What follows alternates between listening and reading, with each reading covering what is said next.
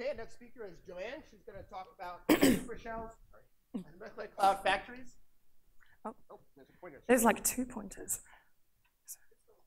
Is this one to click through as well? No. All right, well, good to speak to everybody here. We're going back a little bit. We've been talking about some, the dark H2 thing, which is another thing I do work on. But what I'm going to talk to you today about is a bit of a sort of overview of some of the work that I and others have done, looking at how supershells can affect the formation of molecular clouds. So anyone who's been listening to any of the talks at this meeting will appreciate just how structured the interstellar medium is on all scales. So the scales I guess I'm talking about in this are those from sort of tens of parsecs to hundreds of parsecs to thousands of parsecs, where we see a good fraction of the structure in the H1 disks of star-forming galaxies is to do with these loops and shells and holes and bubbles that are the footprints that stellar feedback has stamped on the medium. So this is another kind of nod in the direction of Carl, because the first time I heard the word supershell was in this 1979 paper by Carl, and I believe he did indeed coin the term. So generally these days, a supershell is used to mean a stellar feedback, a morphologically identified shell in the neutral interstellar medium with a radius of something like 100 parsecs to 1,000 parsecs, and formation energies that imply multiple episodes of stellar feedback, so multiple supernovae or multiple stellar winds. So these things play a number of roles that are interlinked in the ecosystems of galaxies. They're obviously associated with the galactic fountain. They're the sort of base points of that. They connect the disk and the halo, so they can break out of the disk or vent out of the disk, and you'll be providing hot matter and enriched matter to the halo via these sort of bubbles in the disk level. They inject the large-scale shocking motions that can drive turbulence. And what I'm interested in is how they may affect the formation of molecular clouds by the sort of sweep up and compression and cooling of the ambient medium. So this is something that traditionally hasn't been very well constrained. And why might you care about this particular pathway to molecular gas formation? Well, one reason is because it's tied up with how star formation self-regulates. So I guess we're all familiar with a picture in which on the smallest scales, sort of parsec to 10 parsec kind of scales, the feedback from massive stars is going to end up regulating how star formation happens. You disperse your parent cloud, you ionize it, you blow it apart, you heat it. If you don't have that in your models, you get runaway star formation. I don't think anyone really sort of disputes that. But as you go along from starting on the smaller size scales and time scales through to larger sizes and later times, as the feedback sort of gets gentler and starts to propagate out into the wider medium, you get something happening at the other end of the scale, which is where you've compressed up a sort of significant column of surrounding ambient medium, for want of a better term. You encourage it to cool, you encourage it to form certainly thick, cold H1 shells, and possibly within them some other population of molecular clouds. So you've got some fraction of the original feedback energy feeding back into the creation of new clouds. So I've put this slide in here because this is from a recent paper by Shuichiro Inutsuka and collaborators, which, as someone who's interested in molecular cloud formation and supershells, has made me very happy, because he's presenting a model in which it's a bubble-dominated model of molecular cloud formation in the Milky Way. Now, while I personally would not commit to the word dominated at all, both because I'm kind of nervous about making that kind of statement personally, but also just from what I've also done, I do like the fact that he's introduced the importance of multiple episodes of shock compression driven by colliding shells or overlapping shells as a means of overcoming some of the problems you encounter when you try to form molecular clouds in numerical simulations. And one of those problems is magnetic fields. So this is a sort of illustrative example here from a paper by Inoue et al. If you look up the top, this is a pure hydro simulation in where blue is the denser stuff and red is the less dense stuff. And you do a typical colliding flows configuration where you're not really specifying the astrophysical driver of your flows, but something's piling your material into a small volume. And you start this simulation, I think, actually starts with a medium that's preceded with cold neutral medium and water neutral medium. And in pure hydro simulations, they form plenty of sort of molecular gas. Once they introduce a magnetic field, they stop being able to do that. And not just when it's perpendicular to the flow direction, roughly, depending on some of the initial configurations, but roughly, even an angle of sort of 15 degrees or so is already going to prevent them from forming molecular gas from colliding flows. So they'd identified this as a problem, and they'd said, actually, if you do this in stages, you can overcome this.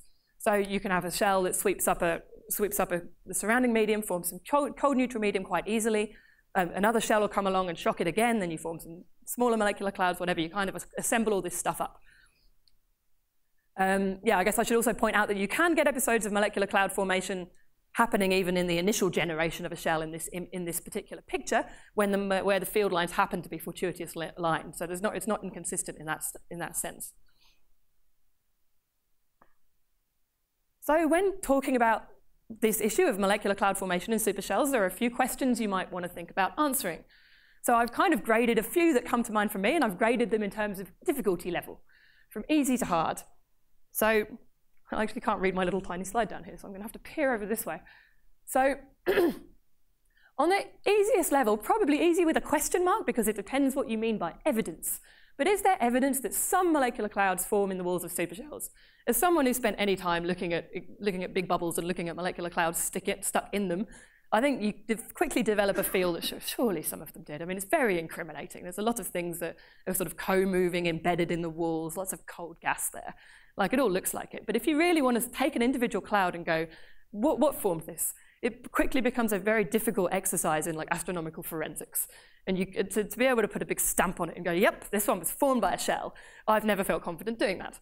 So it's a sort of question mark by the easy. I mean, it depends how convinced you want to be. But the two medium difficulty questions I've put up here actually answer the easy one as well, because if you can answer these with a positive, then it also answers the first. And these are like, does the presence of a supershell in a particular volume of the interstellar medium ultimately enhance or reduce the molecular gas production? And what fraction of molecular cloud formation is driven by supershells versus other pathways?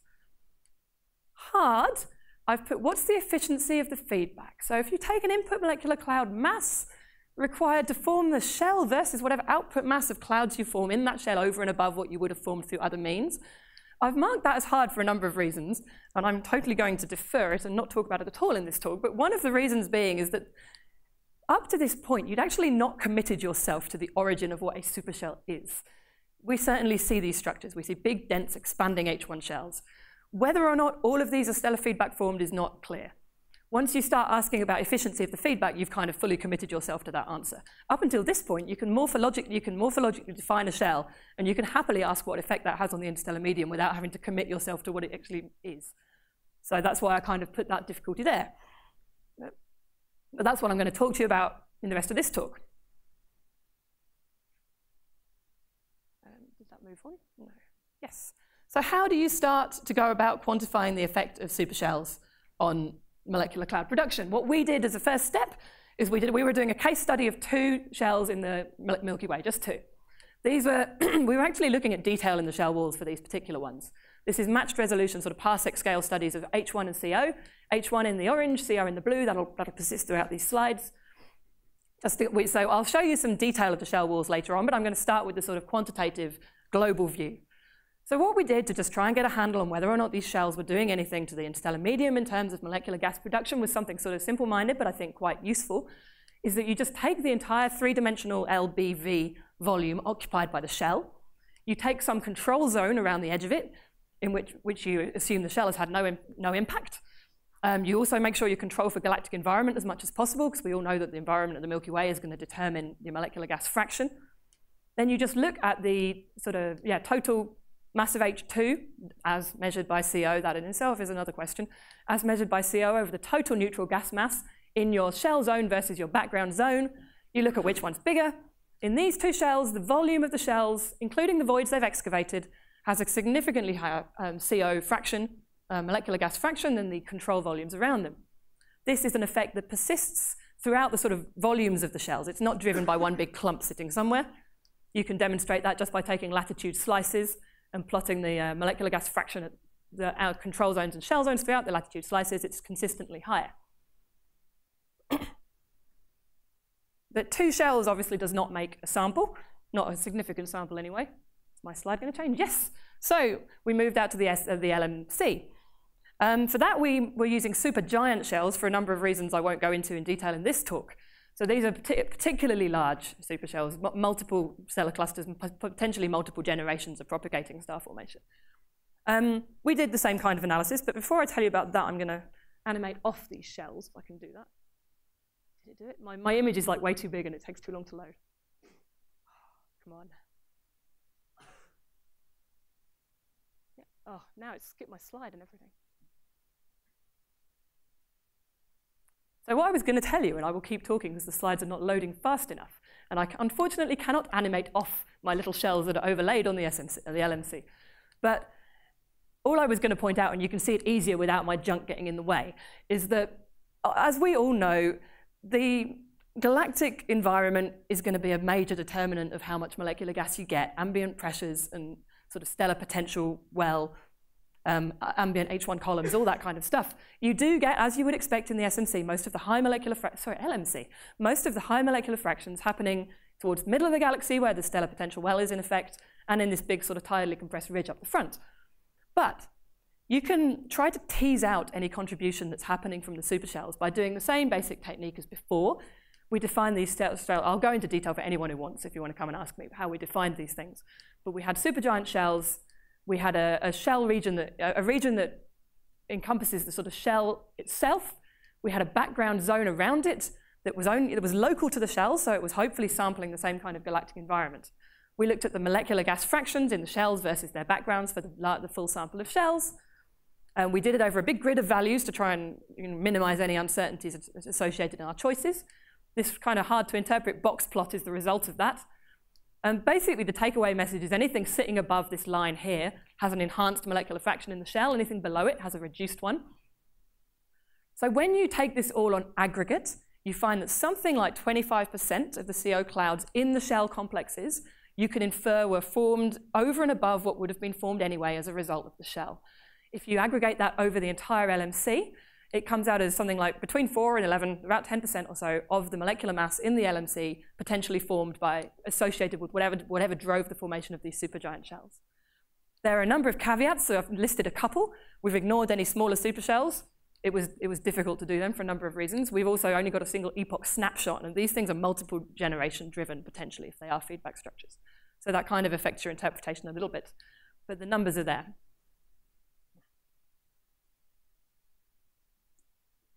Going to change slides slowly again. Oh, there you go. See, lots of molecular gas there and there. And they're back. Right.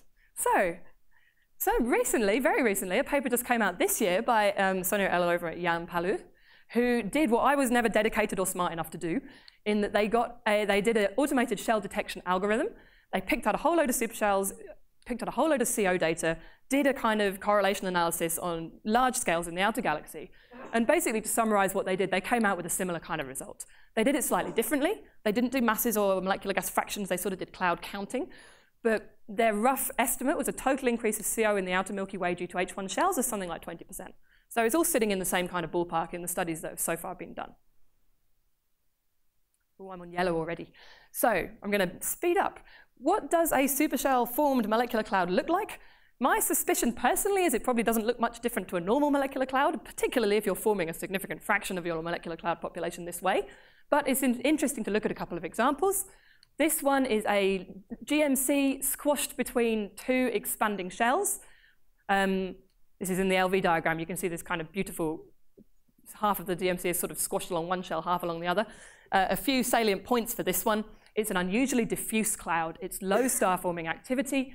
It's really massive, but it's not apparently virialized. It seems to be ram pressure confined. And likely looking at the required initial densities assembled from some kind of mixture of warm neutral medium, cold neutral medium, and probably some pre-existing molecular gas. It's a neat example. In some sense, it's consistent with the picture of needing to build up things through multiple generations. I said I'd show you some detail of things in the shell walls. Here is some of that detail in the ones we looked at in detail, in high resolution, I mean. This is a particular zoom-in part of one of the shell walls. You have these kind of fingers with dense bits of CO sitting at the tips, kind of arc-like structures and a big embedded cloud there. I'm highlighting here something that I hadn't mentioned before, but it's not really surprising that when you power a shock into a medium that's already preceded with dense clouds, you're probably going to disrupt some of them too. So you've got this balance between disruption and formation. That is indeed going on. We've got case studies in more detail that I don't have pictures of, higher resolution observations in the molecular gas too. These little guys at the tip here tend to be low mass. They're stripped of their H1 envelopes. There's not enough material to shield them. They look dynamically disrupted. You can estimate they won't live for more than a few million years, probably less than that. Forming clouds, on the other hand, you have guys like this that are well embedded. There's a big H1 envelope around them. There's actually a lot of dark H2 in this particular one as well. We got at that with Iris data before Planck came out. And also similar characteristics are observed in a larger sample of clouds in the outer galaxy in the Eller and Palu paper, where they indeed find that the ones in the shells tend to be kind of stripped of H1, and the ones in the inside the shells, in the voids, tend to be stripped of H1, and the other ones are sort of in walls and more embedded in envelopes. And I'm red now, so I will leave you very briefly with some work I wanted to highlight in progress, done by Eva Dormosi over there, who will talk to you tomorrow, the day after. And we're looking at instabilities in the shell walls. And I'd just like to highlight this kind of neat result that suggests that we've got some observational evidence for the Vishniac instability, possibly. We would like to talk to the man himself about this later on. But in this kind of slightly sneaky diagram in which we've scaled some slightly different things, you've got the growth rate in hydrodynamical simulations of the growth rate of unstable wave numbers versus what we measure in the shell. Same peak wave number, same kind of shape, looks consistent with hydro models, very inconsistent with MHD models. Work in progress. We'd like to talk to anyone who's interested. I'll leave you with the summary slide because I went over. Thank you very much.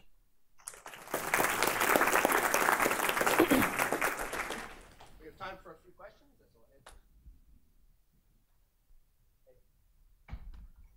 Can you raise your head and hand again? Okay.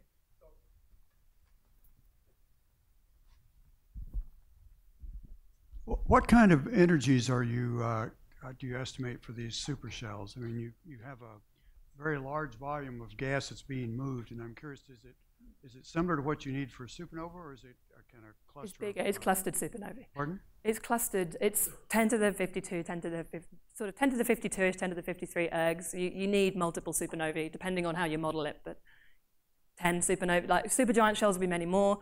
The ones I was looking at in the galaxy, I can't remember the exact numbers, but it was tens of supernovae, I believe. So have you been able to measure any velocity, get a good velocity handle on the gas? Oh, expansion velocities in the shells, yes. Yeah. So the expansion velocities in the Milky Way shells are about 10 or 20 kilometers a second. The CO's all co-moving with the H1. The LMC shells, most of them also have expansion velocities measured in the literature. They were similar quantities, actually, low tens of kilometers a second. We're actually out of time. If there are more questions for Anne, please ask her at lunch or breaks. Let's thank her again.